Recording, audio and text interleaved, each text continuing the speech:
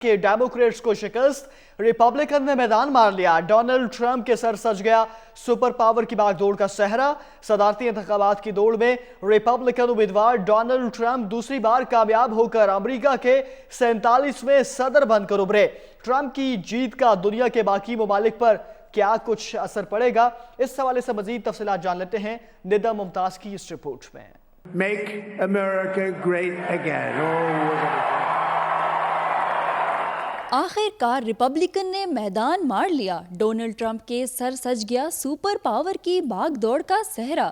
50 ریاستوں میں ہونے والی پولنگ نتائج کے مطابق ڈونلڈ ٹرمپ نے انتخابی مارکہ جیت لیا۔ صدارتی انتخابات کی دوڑ میں ریپبلکن امیدوار ڈونلڈ ٹرمپ دوسری بار کامیاب ہو کر امریکہ کے 47ویں صدر بن کر ابھرے۔ انہوں نے الیکٹورل کالج میں 270 ووٹوں کی رکاوٹ کو عبور کر کے اپنی حریف کملا ہیرس کو شکست دی۔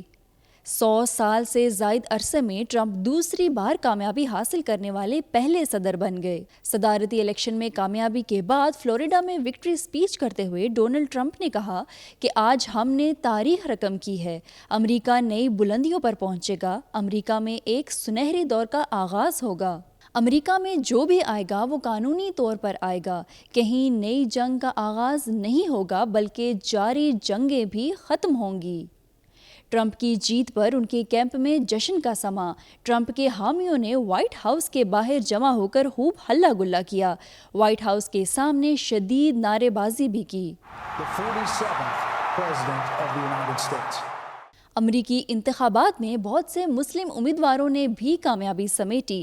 پاکستانی نیاد سلمان بھوجانی بھی کامیاب ہو کر ٹیکساس اسمبلی کے دوبارہ رکن منتخب ہوئے، جبکہ ڈیموکریٹک پارٹی کی فلسطینی نیاد رشدہ طلیب مشیگن سے دوبارہ کانگریس کی رکن منتخب ہوئی۔ ڈیموکریٹک پارٹی کے مسلم امیدوار آندرے کارسن ریاست انڈیانا سے 9ویں بار امریکی کانگریس کے رکن منتخب ہوئے۔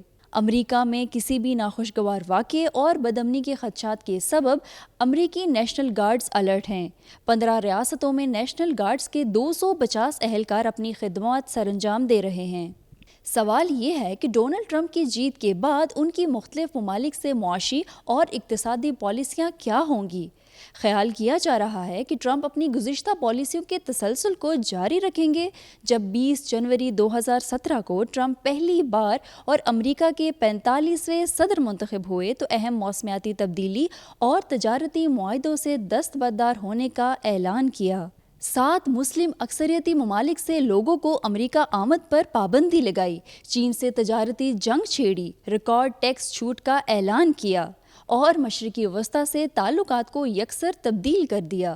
ٹرمپ کی امریکہ فرسٹ پالیسیوں میں چینی درآمدات پر 60% ٹیرف اور دوسرے ممالک سے درآمدات پر ممکنہ 10% ٹیرف تجویز کیا گیا ہے، جس میں پاکستان بھی شامل ہو سکتا ہے۔ پاکستان کی اہم برآمدات ٹیکسٹائل اور ملبوسات ہیں، جن کے لیے اسے کسی بھی طرح ترجیحی رسائل حاصل نہیں ہیں۔ ٹرمپ کے دور میں پاکستان کو نئے مواقع مل سکتے ہیں اگر چین پر محصولات عائد کیے گئے۔ چین نے 2024 میں میکسیکو کے آٹو سیکٹر میں امریکی مارکیٹ میں $2.2 بلین کی سرمایہ کاری کی۔ پاکستان سرمایہ کاری اور برآمدات کے لیے متبادل مقام بن سکتا ہے، مگر ایسا ہونے سے پہلے ملک کو اپنے بہت سے گھریلو چیلنجز کو ٹھیک کرنا ہوگا۔ ٹرمپ کی مشرق وسطی، ایشیا اور یورپ کے لیے کیا پالیسیاں ہوں گی وہ تو آئندہ دنوں میں سامنے آ جائیں گی۔ امریکی کانگریس کی جانب سے انتخابی ووٹوں کی گنتی اور باضابطہ طور پر انتخابات کے فاتح کی تصدیق کے لیے 6 جنوری 2025 کو واشنگٹن میں اجلاس منعقد کیا جائے گا۔ نئے صدر کی تقریب حلف برداری 20 جنوری کو واشنگٹن میں منعقد ہوگی۔ ندا ممتاز، K2 ٹیلی ویژن، اسلام آباد۔